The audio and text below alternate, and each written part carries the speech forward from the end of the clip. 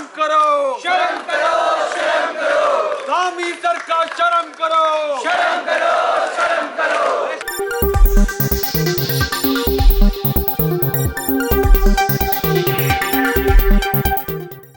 नमस्कार, आप देख रहे हैं वॉइस ऑफ उत्तराखंड। मैं मयंक गौड़ इस वक्त मैं मौजूद हूं पुलिस लाइन में और सिंचाई विभाग में 228 पदों की भर्ती की बहाली को लेकर जो युवा लगातार 9 दिनों से गांधी पार्क के बाहर धरने पर बैठे थे, दिन रात टेंट लगाकर धरने पर बैठे थे, उन्हें आज पुलिस ने सुबह 9 बजे गांधी पार्क से पुलिस लाइन वो लोग लाए हैं और युवा अपनी मांग को लेकर के पुलिस लाइन पर बैठ चुके हैं। पुलिस ने यहाँ पर बॉबी पवार जो कि बेरोजगार संघ के अध्यक्ष हैं, उनके साथ में ये जो तमाम युवा आप यहाँ पर देख रहे हैं, उनको उठा करके टेंट समेत उनके टेंट को तोड़ दिया था और अब पुलिस लाइन में ले आए हैं। और युवाओं का जोश इतना है कि युवा अब इस जगह पर यानी कि पुलिस लाइन के अंदर ही धरने पर बैठे हैं। बॉबी पवार हमारे साथ मौजूद हैं, बेरोजगार संघ के अध्यक्ष हैं। बॉबी जी, सुबह ये जो घटना हुई उसके बाद आप क्या कहना चाहते हैं? देखिए, सुबह की घटना ये बड़ा दुर्भाग्य है उत्तराखंड के युवाओं का कि उन्हें जो शांतिपूर्ण तरीके से धरना जो चल रहा था, जो संवैधानिक तरीके से जो अपने आवाज को बुलंद कर रहे थे युवा,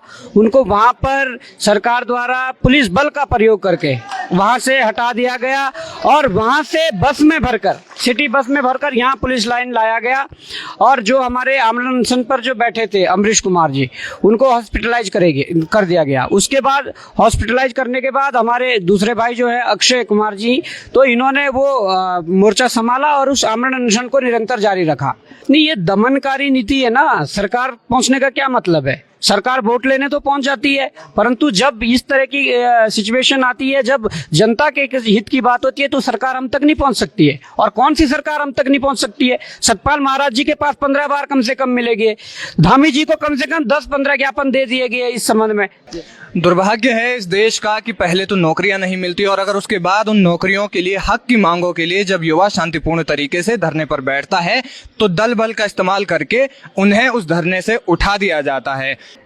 9 दिन से युवा गांधी पार्क के बाहर धरने पर बैठे हुए थे। उसके बाद हुआ यूं कि सरकार ने उन्हें जबरदस्ती प्रशासन बल के माध्यम से, पुलिस बल के माध्यम से उठा दिया है। युवा क्या फुटबॉल खेलने के लिए आपके लिए बैठा है? आपको जब इलेक्शन का टाइम होता है तो आप हमारे पास आते हैं हाथ जोड़ के कि सीट हमें दो, हम आपके लिए, वो सीट आपके लिए जुड़ी रहेगी। हमारी सीट आप कैसे निकाल सकते हैं? उनकी सीट 70 पूरी पक्की है सर, वो नहीं हिलेंगी। लेकिन हमारी जो सीट है हमारे लिए कैडर स्ट्रक्चर में रखी गई, वो आप निकाल के उस संविदा वाले को, या बैकडोर एंट्री जो विधानसभा की अभी चल रही है, क्या अपने रिश्तेदारों के लिए, अपने भाई बंधुओं के लिए रख रखी है इन्होंने? क्या हम लोग पिछले 8 साल से, हम सर डिप्लोमा वाले जो होते हैं, इनकी वैकेंसी पूरे 8-9 साल में वो भी हमने ही धरना करके निकाली। अब वो सब हमारे हक की रोटी को खींच के उसमें से आपसे कह रहे 4 रोटी में से 1 खा लो, 3 रख लेंगे हम लोग। सर ये थोड़ी होता सर। 7 साल हमने बिताया यहाँ, लड़के जितने भी हैं देहरादून पढ़ने वाले, वो शायद 3 या 4 हज़ार में अपने घर से खर्चा लाते हैं, उसमें वो रहना खाना हर चीज़ कर रहे हैं। उसके बावजूद भी आज वो इसी आस में बैठा है कि मेरे माँ बाप या किसी को घर का चूल्हा मिलेगा। अब माँ बाप, किसी के ऐसे बच्चे हैं यहाँ पर जिनके माँ बाप में से एक माँ नहीं है, बाप नहीं है, वो यही सोच के बैठे हैं कि वो लड़का जो अभी लगा है सर वहाँ पर धरने जो अनशन में, उसके माँ बाप नहीं है सर। वो किस आस पे बैठा? वो इसीलिए बैठा, हम लोगों के लिए बैठा, अपने लिए बैठा कि जिंदगी में आगे किसी लिए कुछ करेगा।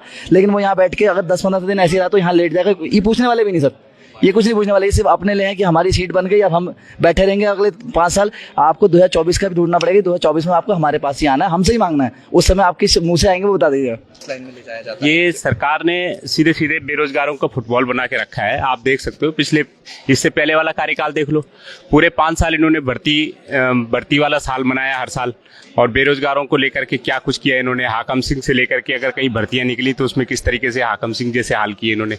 अभी इनके जो 228 पद हैं, आप ही लगाइए कि विज्ञापित पद हो गए थे, सब कुछ हो गया था, और एन जो है आपने परीक्षा से एन पहले जो है 228 पद सिंचाई विभाग के खत्म कर दिए, जबकि इन पदों को खत्म करने का कोई औचित्य नहीं है। सिंचाई विभाग में मैकेनिकल के तो आपने पद रखे हुए हैं, सिविल के आपने पद खत्म कर दिए। भैया अगर आपको सिविल के अभियंताओं की जरूरत नहीं होगी तो मैकेनिकल का काम क्या है?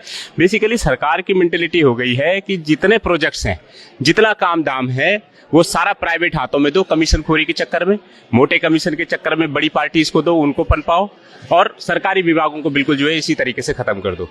देखिए सर, हमको सिर्फ हमारी पोस्ट ऐड चाहिए, इसके अलावा हमें और कुछ भी नहीं चाहिए।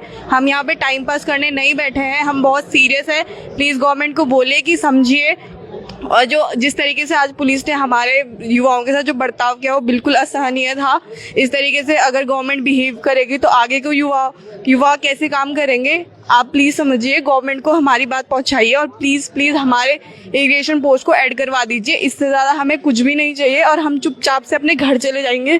ये हमारे लिए बहुत क्रूशियल टाइम है क्योंकि हमारे interview just after 2 months later है और हमें इंटरव्यू की प्रिपरेशन करने के बजाय हमें यहाँ पे बैठ के धरना देना पड़ रहा है जस्ट बिकॉज कि हमें हमारी पोस्ट जो कि एक दिन पहले हटा दी जाती है बिना किसी रीज़न के।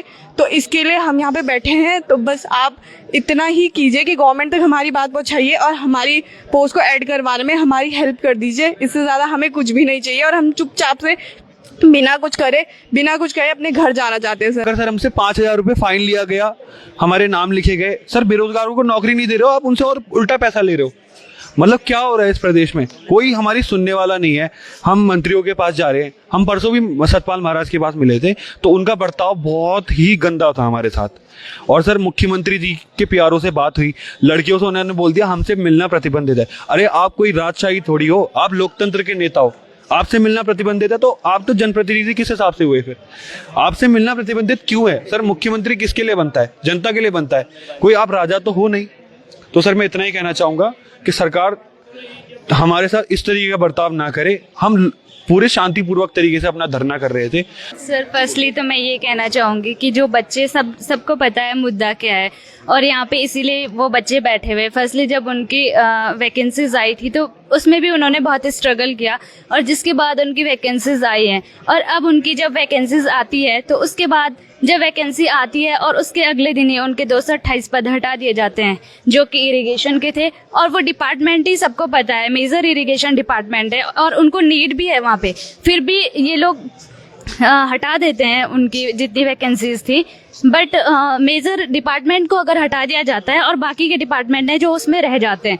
बाकी अगर वहाँ पे इरिगेशन में उनको नीड नहीं है तो क्यों बच्चों को इस तरह का झांसा दिया जाता है कि आप लोगों की वैकेंसीज ऐड कर दी जाएंगी या फिर मतलब बच्चों को या तो कम्प्लीटली मना कर देना कि नहीं करनी है उनको ऐड।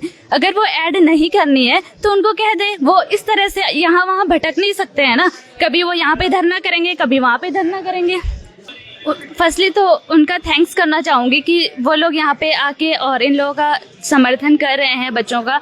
लेकिन ये बात है जब सबको ये आवाज़ सुनाई देती है, कांग्रेस को सुनाई देती है, यूकेडी को सुनाई देती, तो बीजेपी को क्यों नहीं सुनाई देती है? क्या उनको पता नहीं चल रहा है बच्चे कहाँ पे हैं और किस कंडीशन में हैं? वो सब पता है। जब कौन उनको भेज रहा है कि बच्चों को धरना स्थल से हटा दिया जाए, उनको भी पता है बच्चे क्यों हट रहे हैं वहाँ से। अगर उनको पता नहीं चल रहा है तो बच्चे हटाए कैसे जा रहे हैं? तो बच्चों को जब उनको किसी को परमिशन दी जाएगी, बच्चों को हटाओ, सब कुछ दिख रहा है और सोशल मीडिया में तो इतना वायरल है हर चीज, तो कैसे पता नहीं चल रहा है उनको? तमाम सवाल युवाओं के मन में है, वो चिंता में है अपने भविष्य को लेकर के, माता पिता को एक अच्छी जिंदगी देने को लेकर के। तमाम ऐसी बड़ी अपडेट्स के लिए बने रहिए आप हमारे साथ, देखते रहिए वॉइस ऑफ उत्तराखंड। धन्यवाद।